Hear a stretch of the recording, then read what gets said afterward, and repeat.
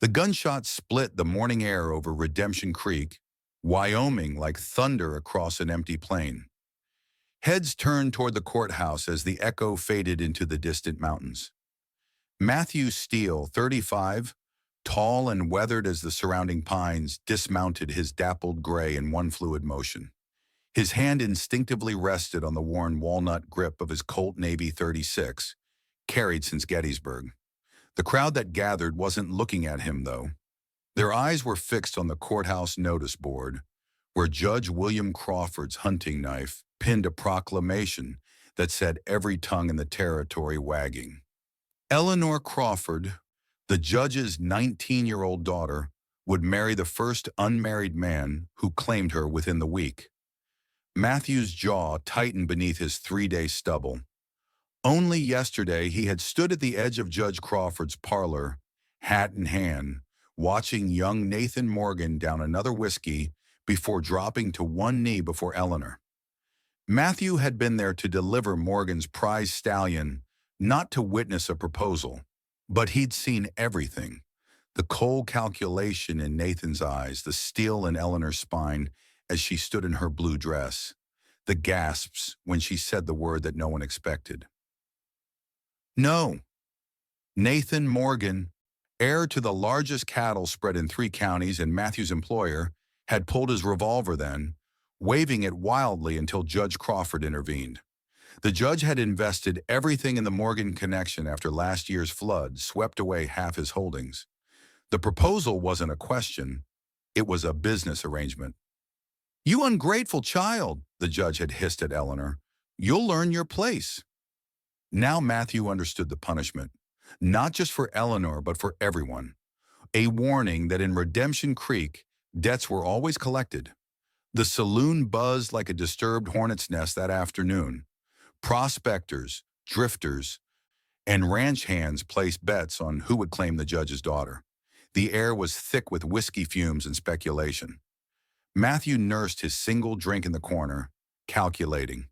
He'd served as a lieutenant in the Union Army, led men through hell at Antietam and Gettysburg, only to drift west afterward, looking for something the war had burned out of him. He found it working with horses, creatures that judged a man by his actions, not his words.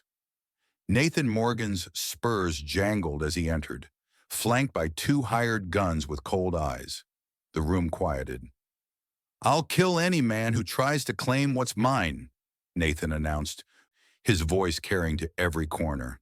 His gaze found Matthew. "Even you, horse tamer." Matthew held his stare, saying nothing. He'd seen Nathan horsewhip a stable boy for spooking a mare. He'd watched him burn out a Mexican family who wouldn't sell their water rights.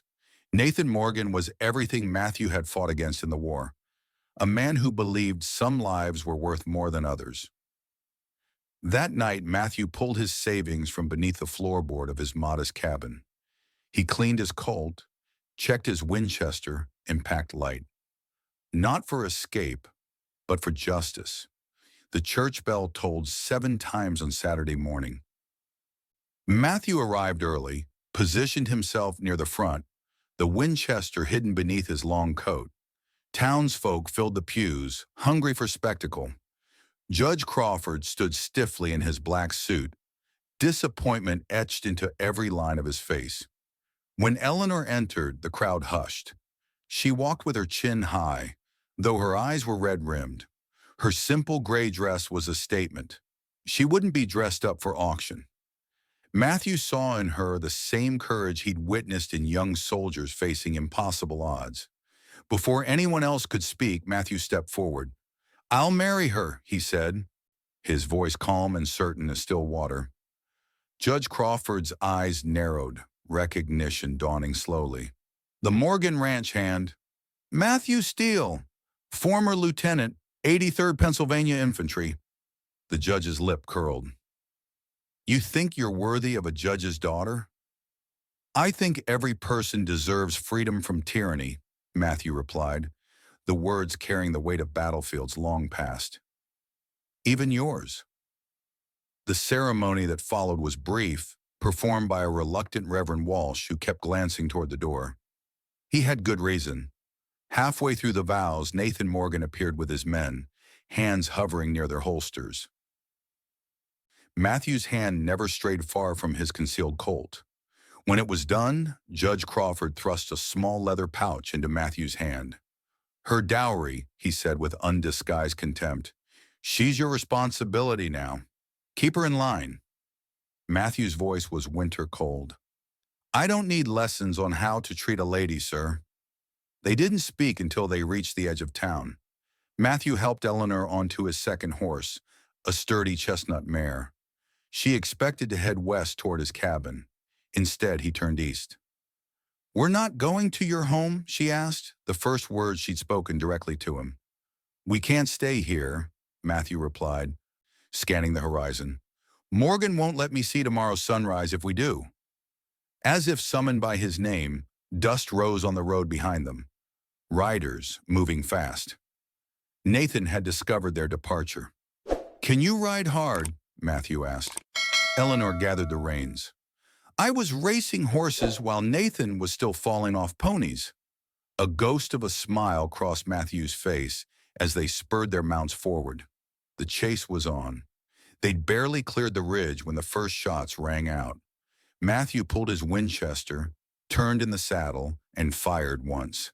300 yards back, a rider tumbled from his horse. Eleanor's eyes widened. "You were a soldier." "I was," Matthew said, returning the rifle to its scabbard. "Still am in some ways." Night found them in a sheltered cave near a stream. Matthew built a small fire, well hidden from the valley below. He shared jerky and hardtack from his saddlebag, then showed Eleanor how to feed the flames without creating smoke. "Why did you do it?" she finally asked. "Marry a stranger?" Matthew stared into the fire.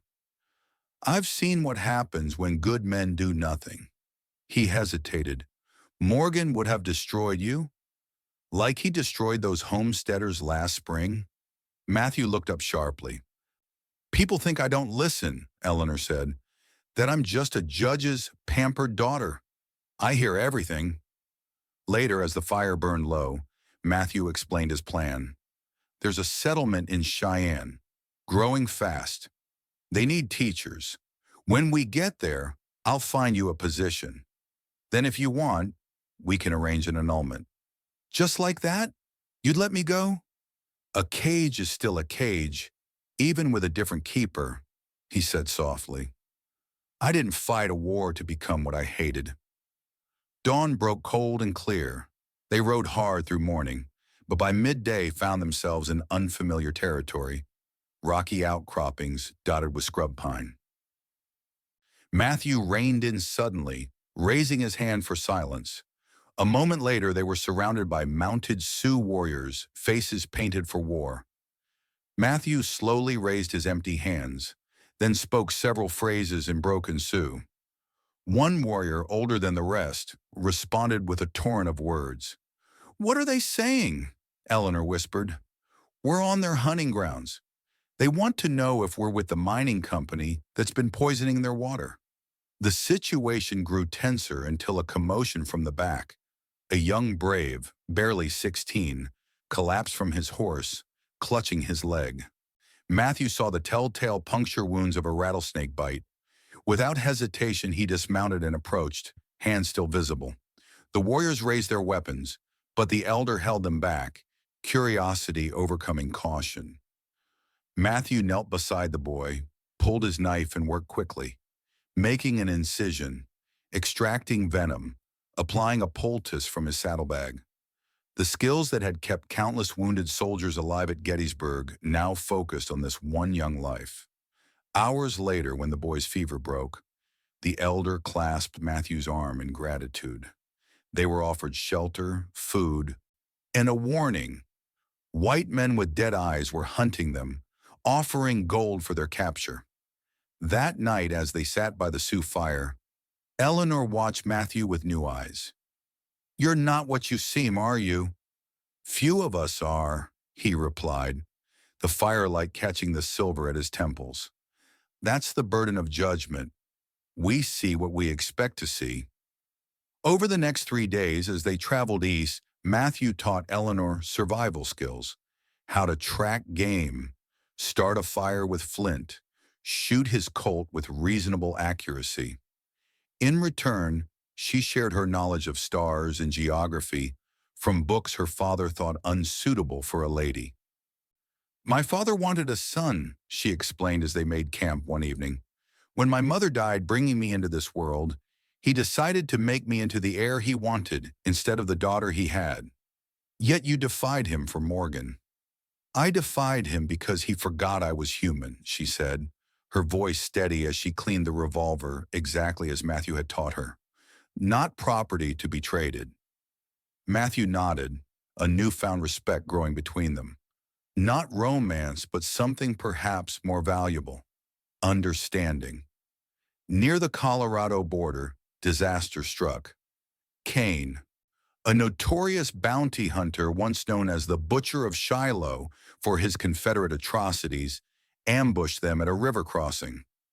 Matthew took a bullet to the shoulder, tumbling from his horse into shallow water. Eleanor didn't hesitate. She grabbed Matthew's fallen colt, remembered his lessons, and fired 3 careful shots. The first missed. The second struck a bounty hunter in the chest. The third sent Cain diving for cover. She dragged Matthew to shelter behind river rocks, stemming his bleeding with strips torn from her petticoat. When he regained consciousness, pain etched in his face, she offered him the last of their whiskey. "Where did you learn to shoot like that?" he grimaced. "From a grumpy horse trainer with a hero complex," she replied, tearing another strip of fabric with her teeth. That night, as Matthew's fever burned, she kept watch, the colt never leaving her hand. They reached a small trading post a week later. Matthew's shoulder was healing, but they needed supplies. Inside, while Eleanor negotiated for food, Matthew found himself face to face with James Cooper, who had served under him at Gettysburg. "Lieutenant Steele, I thought you were dead." Their reunion drew attention, including Eleanor's, who overheard Cooper's tales of Matthew's heroism, how he'd saved their entire company by holding a crucial position against impossible odds, how he'd returned home to find his wife and daughter murdered by raiders while he was fighting for the Union. Later, as they prepared to leave, Cooper brought them a newspaper. Judge Crawford had posted a reward for Matthew's capture, charging him with kidnapping. Nathan Morgan had doubled the amount. "They're saying you took her by force," Cooper said, concern etching his weathered face. "The only force was their attempt to sell her like cattle," Matthew replied, folding the paper. Eleanor's hand found his good arm. "We should keep moving." They never reached the trading post door. Nathan Morgan and 6 men blocked their path, Cain among them, his face twisted with vengeance. "There's my property," Nathan sneered, gesturing at Eleanor, "and the thief who stole it." What followed would be talked about for years in 3 territories. Matthew, still weakened from his wound, faced overwhelming odds.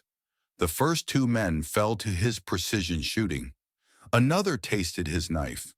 When his ammunition ran out, he fought with fists and improvised weapons, protecting Eleanor with the same determination that had kept his men alive in the war. Eleanor proved herself no helpless damsel, using Matthew's lessons to devastating effect. When Cain cornered her, thinking her easy prey, she broke his nose with a well-placed blow and emptied a shopkeeper's shotgun into the ceiling, creating chaos that allowed Matthew to gain the upper hand. Finally, only Nathan remained, his hired guns dead or fled. Matthew disarmed him with a brutal efficiency that spoke of battlefield experience. "Do it!" Nathan spat, blood streaming from his split lip. "Kill me. Prove you're the animal I know you are." Matthew pressed his knife to Nathan's throat, then stepped back. "I'm not like you," he said quietly. "That's why she chose me." They pushed east, avoiding settlements. Near Cheyenne, they found an abandoned homestead, its owners likely victims of the harsh winter or harsher men. As they repaired the roof and cleared the well, Matthew reminded Eleanor of his promise. Cheyenne's just beyond that ridge. You could be teaching within a week. The annulment would be simple. Eleanor paused in her work, studying him. The weeks on the trail had changed her. Burned away the judge's daughter, revealed the steel beneath. She'd killed a man, saved another, survived wilderness in pursuit. Freedom was within her grasp. "What will you do?" she asked. "Keep moving, I expect. A man with a price on his head can't stay still long." She set down her tools and faced him directly. "Ask me to stay." Matthew's weathered face registered surprise. "It's not what we agreed." "I don't need silk dresses or dancing parties," she said firmly. "I need a man who keeps his word and stands against the world when it's right. Ask me to stay, Matthew Steele." For the first time since she'd known him, Matthew seemed at a loss for words. Cheyenne proved a revelation, a booming frontier town hungry for skilled labor. Matthew found work training horses for the express company, his reputation with difficult mounts spreading quickly. Eleanor established a small school for miners' children, her education and natural authority making her an immediate success. For 3 months, they built a life. Matthew's nightmares of Gettysburg gradually faded. Eleanor discovered joy in simple freedoms, teaching as she saw fit, speaking her mind without fear of reprisal, making her own choices. Then the past arrived on the noon stage. Judge Crawford and Nathan Morgan stepped into the sheriff's office with a fraudulent arrest warrant. Sheriff Hayes, however, was no frontier pushover, but a former cavalry officer who recognized Matthew's name from battle reports. "Lieutenant Steele," he said, eyeing the judge suspiciously, "heard you held the line at Cemetery Ridge." Before Matthew could respond, miners and cowboys began filling the street outside. Families whose children Eleanor taught, ranchers whose horses Matthew had gentled. They formed a wall of humanity between the sheriff's office and the rest of town. Inside, Nathan made his fatal mistake. Seeing his plan unraveling, he drew his pistol, only to find Sheriff Hayes' shotgun leveled at his chest. "That would be unwise, son," Hayes drawled. The reckoning that followed was swift and complete. Once Nathan was disarmed, witnesses came forward. Testimony about fixed judgments, stolen land, murdered settlers. A ranch hand confessed that Nathan had ordered homesteaders driven off by any means necessary. Land deeds emerged showing Judge Crawford had accepted bribes to overlook Morgan's expanding empire. As Nathan was led away in chains, Judge Crawford faced his daughter for the first time in months. Gone was the imperious patriarch. In his place stood a broken man confronting the cost of his ambition. "I was so focused on reputation and money," he admitted, unable to meet her eyes, "that I forgot what truly matters, my daughter and what's right." Eleanor's response was measured, neither vengeful nor forgiving. "We make our choices, Father. Now we live with them." Matthew invested their savings in a small parcel outside town. By summer's end, they'd built a horse training operation and expanded Eleanor's school.